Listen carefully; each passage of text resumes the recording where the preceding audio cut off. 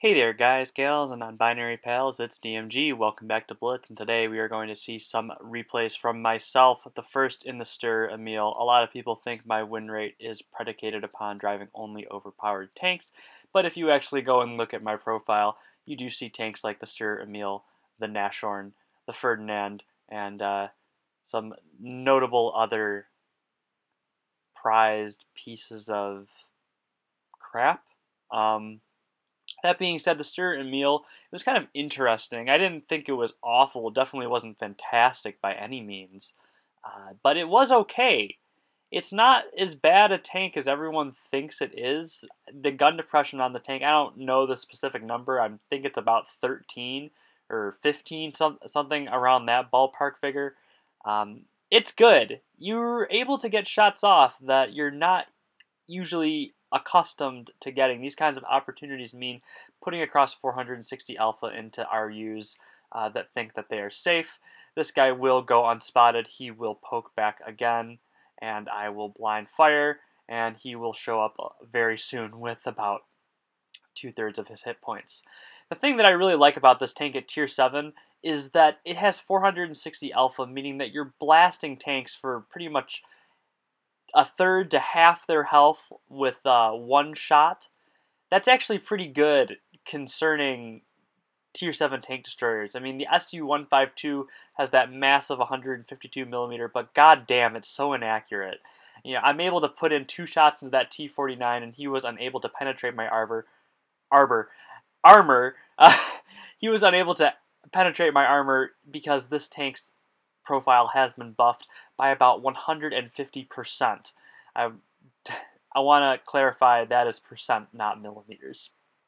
Anyways, the Stir Emil is quite handy in terms of getting these quite odd shots off, and I'm able to put a great round into that Chi-Ri, clocking me up to 2 kills and getting some more damage on the board.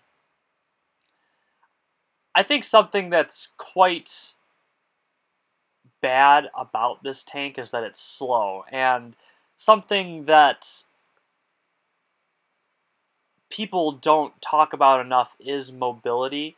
People think that mobility is irrelevant, that things like raw stats, like having the highest DPM or the most armor, is going to get them through situations. But mobility really is an underrated stat, because mobility allows you to set yourself up for opportunities and create opportunities for yourself. As you can see, I haven't really moved from this one spot, and I'm just trying to stay in an area where people will continue crossing in front of my gun. As long as they keep rotating back from side to side, I'll be able to continually put shots across. But this tank's mobility isn't the best. I'm able to put into 2 shots into that Tiger, one of them being a max roll. 575 alpha is deadly from a tier 7 tank destroyer, especially when low tier. The penetration on this gun is quite fantastic. Love it very much. If they could put this gun on a Nashorn kind of chassis with that kind of speed, I'd be willing to trade this crazy amount of gun depression to get that kind of speed for it, right? Anyways, 3,800 plus damage with, I believe that is 3 destroyed, gets me the mastery in the Stir Emil. Stubborn Donkey, I believe, in English. Anyways, this right here is my only mastery over the 100 game run in the IS-5. I managed to get this on footage. Now keep in mind, I am not a fan of Russian Heavy at tier 8. I am so over tier 8. You know, after playing the Ferdinand as my last and final tier 8, you know, I said there's so much overpowered garbage in this tier. I don't want to play against, you know, VK100s, and yes, I know it's getting nerfed. WZ120 fake tanks. Scorpion G's, naming all, I mean, I name all these tanks, but yes, I am part of the problem because I did play them for 100 games, right? But the point is that it's not fun anymore at tier 8. It's so biased for new tanks and premiums. That's something that I wanted to talk about in this video, aside from the mastery footage you are seeing. I mean, this IS-5, you remember when it was first introduced with Clan Supply level 10? This thing was like the new kid on the block, and it was supposed to be super OP, right? And then you introduce a tank like the VK, and this tank is Tech Tree. Super good. Just bounces everything. Kind of unfair when you think about it. It kind of has more armor than some tier 10 heavies, which is laughable, to say the least. But the IS-5 is now outclassed by, WZ-120s, Scorpion Gs.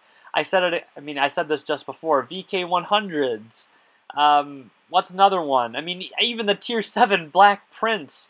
I don't think it's that overpowered, but in terms of DPM, it'll shred this tank. The pre-nerf WZ-110 was better than this. The low Lurver, whatever it's called, is better than this. The point I'm trying to make is that Tier 8 isn't all that fun anymore, guys. I'm just glad that I only have one tank left to rehab in Tier 8, that being the T26E4. But, what are your thoughts? Do you think Tier 8 has just become kind of a laughingstock of World of Tanks Blitz? I mean, I don't really think it's all that good anymore. It's more based around who spent money. I've been feeling this way for years about this tier, but it really has come to a pinnacle with the introduction of tanks like the WZ. It's not fun anymore. Do you remember, the original Lurver and the original IS-6? And yes, the original IS-6 was very good, but there was a time in Blitz when premium tanks were worse than their Tech Tree counterparts, not by a noticeable difference, but enough to where if a correctly driven Tech Tree tank would destroy a premium any day of the week, given players of equal skill level. But now, an idiot can drive a WZ fake tank and outperform this YAG Panther 2, which wasn't the case. Anyway, these are some masteries in tanks that normally people wouldn't consider to be hard carry tanks. Love this last shot into the Carnarvon with an HE round, not even really aiming, just looking to get on target into that turret ring for that final kill to get some XP. If you enjoyed that content, please give it a like, and if you didn't, please leave your constructive criticism in the comment section, and also leave your comments as to why or why not you believe power creep has destroyed Tier 8. As always, I appreciate the opportunity to share my passion with you today, and I hope to see you next time.